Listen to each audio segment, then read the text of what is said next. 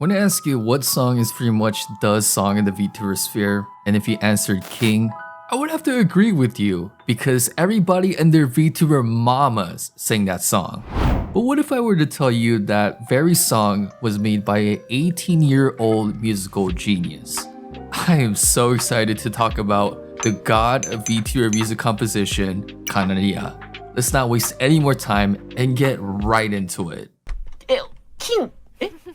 キングですか？はい、やらせてもらって、はい、やらせてもらってます。Kanaria was born on May 30th, 2002, and honestly, had a pretty tough upbringing. He shared he had an extremely violent father, and it wasn't too much to say that he was raised by a single mother. Despite a tough upbringing, My Man's superhero origin story began with him getting a Nintendo DS in elementary school.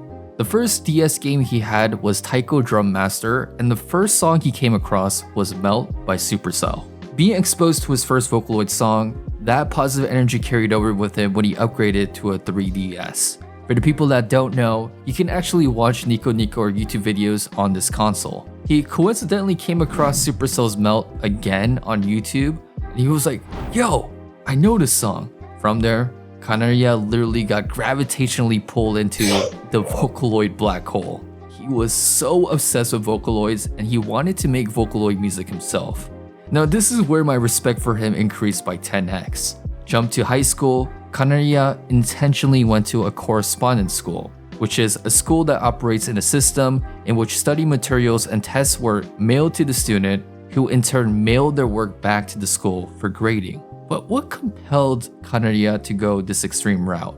On top of the abusive and not present father, his family was extremely poor.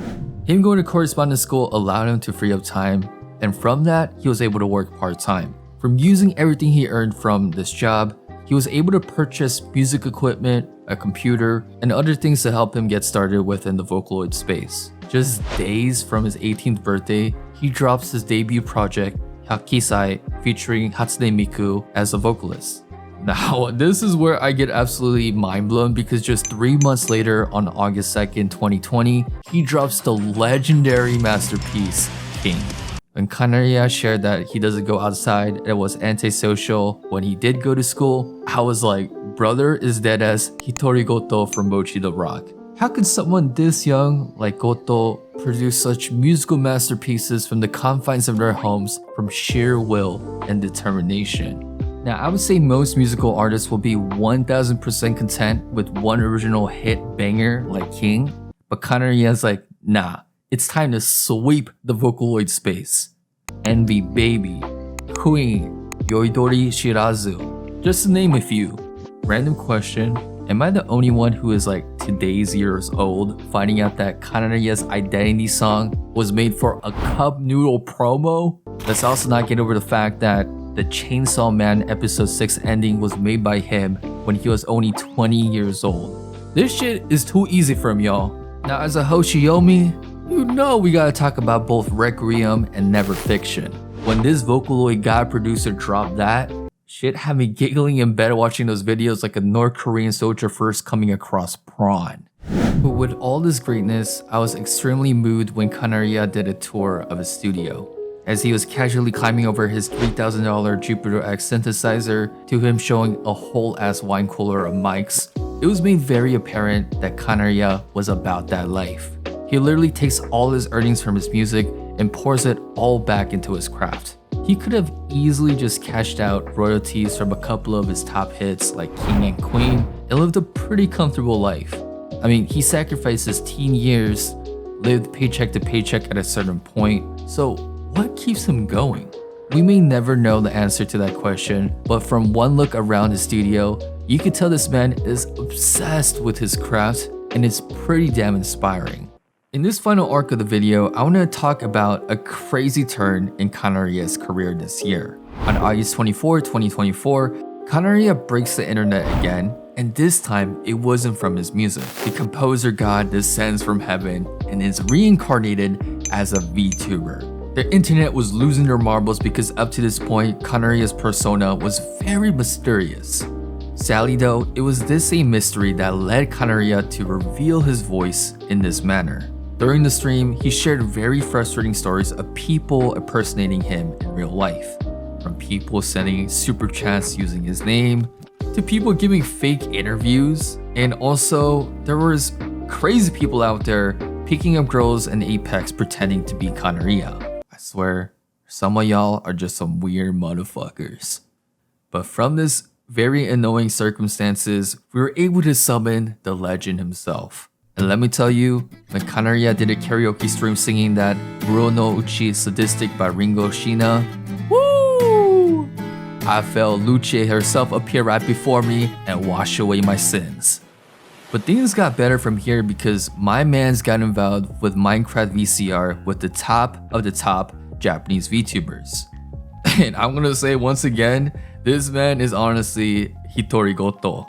Because one moment, it's absolute aura like Goto performing on stage, to Kanaria dissolving into a social anxiety bomb with this legendary Day 2 appearance.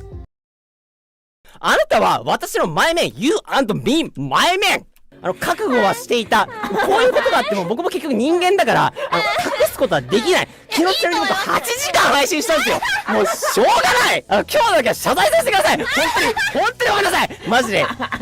It can be summed up with that one tweet from Astols saying, "With alcohol, even gods can become humans." Even Kanaria's longtime collaborator Suisei saw this and was like, いやだからさ、私はびっくりしたのよ。カナリアさんの泥酔配信を。いや泥酔配信を見たのかな、私は。本当に。なんか、ウキウキしながら、撮ってるところを見たな、チラッと。あ、こんなに、はっちゃけれる人なんだって。AI じゃなかったんだ、カナリアって。It was such a big shock to her because Kanaria was like AI during all of her recording sessions. レコーディングとかでディレクションしてくださるときは、なんか、ここはこんな感じで歌ってほしいです。いい感じです。ここはこんな感じで歌ってほしいです。AI みたいなの。And we even got to see him catching strays from our favorite psychopath. ご飯はちゃんと食べてね。マックのポテトだけの日があるとか言ってたけど、やめてね。ちゃんと食べてね、ご飯。With any PR team, they would just roll over and die. Like the initial grieving stages of Yaoga watching his whole life idol dreams crack under one pregnant Subaru.